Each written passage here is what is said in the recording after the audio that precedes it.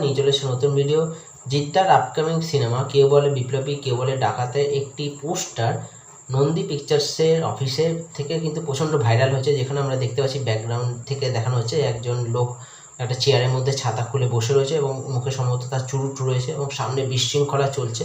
সম্ভবত 60-70 দশকে এই যে মানে পটচিত্রের ভূমিকাতে এই যে পিকটা সেটা তৈরি করা হয়েছে এবং এইখানে এই সিনেমা নিয়ে কিন্তু বেশ কিছু গুঞ্জন আমরা শুনতে পাচ্ছি, যেখানে বলা হচ্ছে একটা তরফে যে হয়তো এখানে জিদ্দার বিপরীতে আমরা মেবি হলেও হতে পারে যে ঋতুপর্ণা সেনগুপ্তকে দেখতে পেতে পারি। যে এই ব্যাপারে কিন্তু দুজনকে যখন জিজ্ঞাসা করা হয়েছিল খুব বেশি তারা কিন্তু হেঁস দিতে চায়নি, জাস্ট হেসে উড়িয়ে দিয়েছে ব্যাপারটাকে।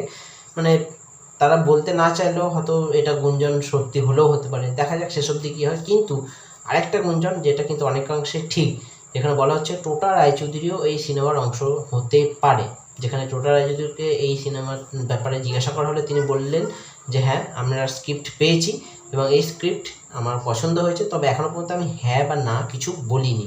শোনা যাচ্ছে এই চরিত্রটি একটা জাদরেল পুলিশ অফিসারের চরিত্র এবং সেই চরিত্রের জন্য নাকি আবির চ্যাটার্জিকে প্রথমে অফার দেওয়া হয়েছিল, কিন্তু তিনি এখন প্রচণ্ডভাবে ব্যস্ত অন্যান্য কাজগুলোতে। এবং একটা পক্ষ থেকে বলা হচ্ছে যেহেতু একই ধরনের চরিত্রগুলো তিনি বারবার করে আসছেন, রক্তবীজ 2, রক্তবীজ 1 এগুলোতেও কিন্তু বেশিরভাগ আমরা তাকে, এমনকি বহুরূপী সিনেমাতেও আমরা তাকে পুলিশ অফিসারের চরিত্র দেখেছি, তাই একই ধরনের স্টিরিওটাইপ ক্যারেক্টার তিনি আর করতে চাইছেন না। সেই ক্ষেত্রে নাকি অফারটা গেছে টোটা রায়চৌধুরীর কাছে এবং টোটা রায়চৌধুরীও কিন্তু ইদানিং আমরা দেখেছি স্পেশাল অপস 2 বা চালচিত্র সিনেমাতে কিন্তু ভালো মতোই তিনি কিন্তু পুলিশ অফিসারের চরিত্রে কিন্তু দারুণ পাঠ করেছেন।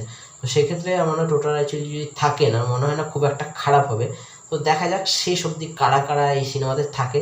তো নাম তো একের পর এক জুড়েই যাচ্ছে এবং প্রত্যেকটা কিন্তু বড় বড় নাম। দেখা যাক অক্টোবর মাস নাগাদ তো শোনা যাচ্ছে এই সিনেমাটির শুটিং শুরু হয়ে যাবে। তো বন্ধুরা, আপনাদের কে কী ভাবছেন এই চরিত্রগুলোকে নিয়ে অবশ্যই কমেন্ট করে জানাবেন। ভিডিওটা এখানে শেষ করলাম। যদি ভালো লাগে লাইক করে দেবেন, চ্যানেলটাকে সাবস্ক্রাইব করে দেবেন। নমস্কার।